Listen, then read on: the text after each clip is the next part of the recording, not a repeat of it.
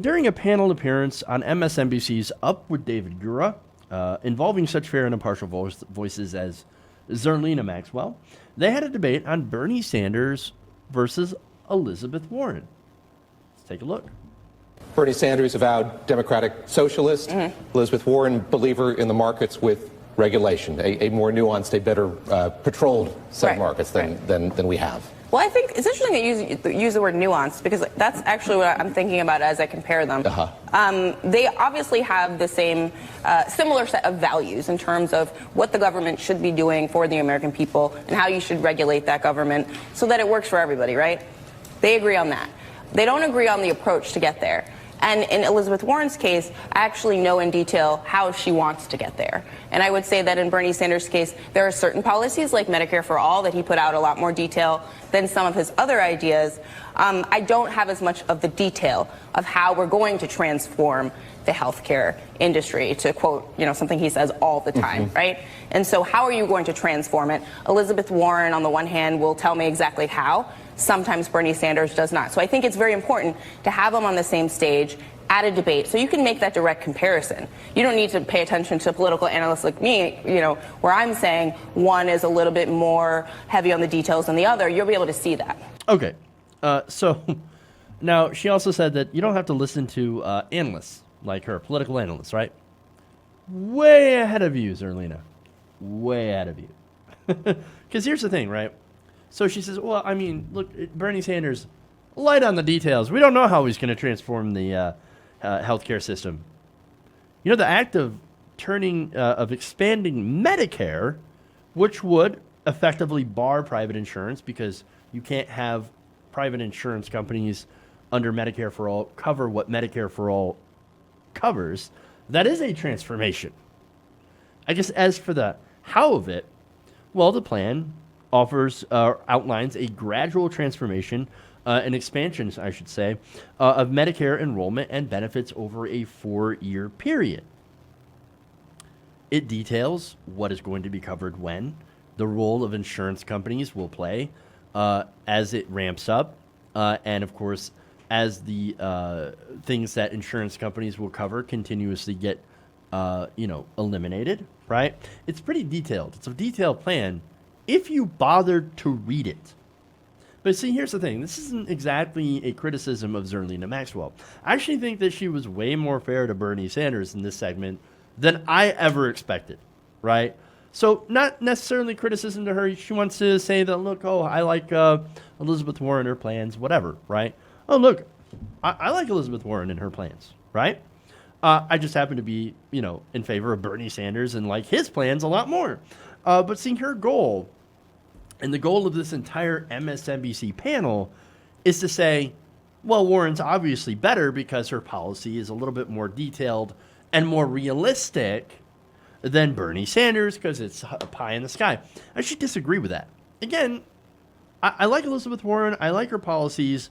They are similar to Bernie Sanders, but Bernie Sanders aims big. His ideas are bigger. They're bolder. They're more progressive.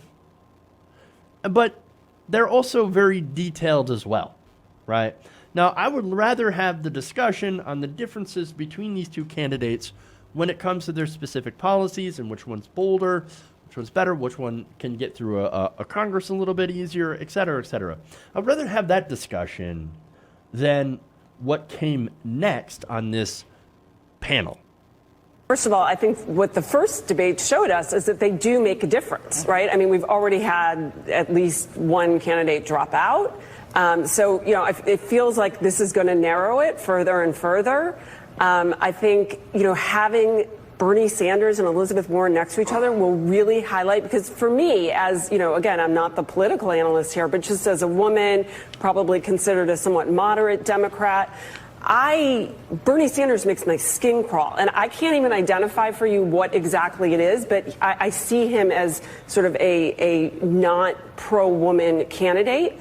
And so having the two of them there, I don't understand young women who support him, and I'm hoping that having him next to her will help highlight that, because those are the people that if I were her, I would want to say, well, why are you supporting him and not me if you're going to choose between the two of us? Because they're different. Because they have different policy. Wow. Look, there's no words for that. So that was Mimi Rocha, right? And for some reason, she just can't understand why Bernie makes her skin crawl. Well, I've got a couple of thoughts, but first, notice, no pushback whatsoever. The panel, again, that they cut right to commercial after that. They're like, okay, well, up next, pushback on Donald Trump and his remarks against 4 congresswomen, right? No pushback.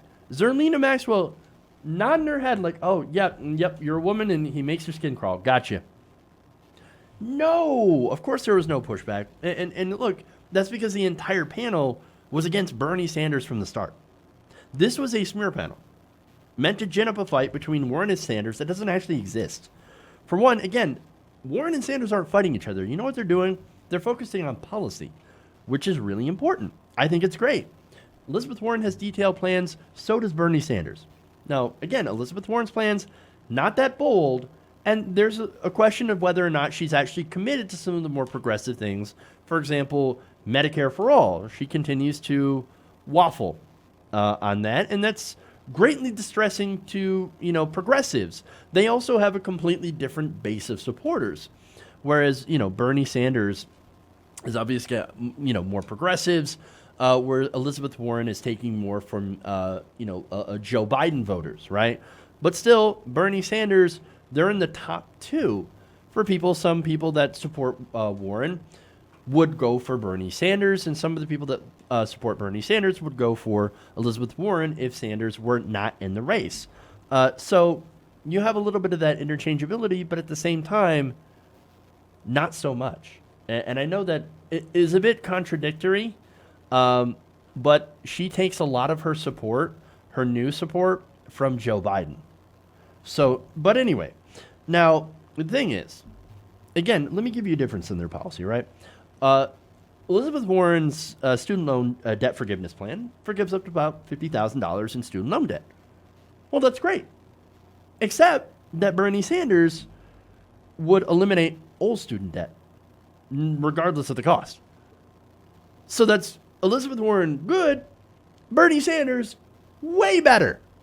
So you can see the difference, and you can see why, hey, man, look, I got $75,000 worth of student loan debt. I don't personally, but boy, I got $70,000 in student loan debt. Should I go for Bernie Sanders or Elizabeth Warren? Oh, right. No, I'll go for Elizabeth Warren because I'm a woman and Bernie Sanders makes my skin crawl. No, nobody's making that argument. Nobody's doing that. But here's the thing. Again, she comes at it from, and you heard her say, well, I'm considered more of a moderate. That's probably why you were turned off by Bernie Sanders, right? Now, here's the thing. The policies are more progressive from Bernie Sanders. That's why more people, and yes, women, support Senator Bernie Sanders. Not only that, but it's the fact that he's, of course, been consistently in favor of a lot of these policies for a very, very long time. Now, I'm not going to diminish Warren in any capacity, of course. She has her own strengths. She's been fighting the banks for quite some time. She's been great on trying to rein in the excesses of Wall Street. But on policy fronts, of course, when it's not on the regulatory front, her policy is not quite as strong as Bernie Sanders. So Maxwell is correct that they have certain differences. Warren, less progressive, Bernie Sanders, bolder. She wants to reform capitalism using the system, while Bernie Sanders is calling for a political revolution in order to change that system fundamentally. Both things better than the status quo. Those two are arguably the best candidates that are up in the polls, and I give that qualifier because, of course, you have people that are in favor, of course, Tulsi Gabbard, etc., who's progressive on a lot of issues as well, but currently does not enjoy that favored support. So I'm looking at like the top 3, top 5. Sanders and Warren, obviously the best of the top 5, right? And much, much better than the other 3 candidates, which include, of course, Kamala Harris and Joe Biden. Now, here's the thing. Rocha, she added nothing to the conversation. I mean, all she added was, he makes me feel icky. I don't like him. Well, then why are you on MSNBC? Why are you giving analysis if you have nothing to really analyze? Again, if you think MSNBC is a progressive network, then you have not been paying attention to MSNBC. How can they even say that he's not a pro-woman candidate? You know, at one point in the 90s, Gloria Steinem dubbed him an honorary woman for his work in protecting reproductive rights, women's rights. He talks all the time about the gender wage gap. Medicare for All plan policy does away with the Hyde Amendment. That's something that Joe Biden refused to do up until he got a lot of pressure. This man has been an ally and a champion for women's rights. But because he wagged a finger in Hillary's face once, well, then he must be a sexist. Or because he ran a political campaign against a very wealthy and a very powerful, well-known woman, he must be sexist.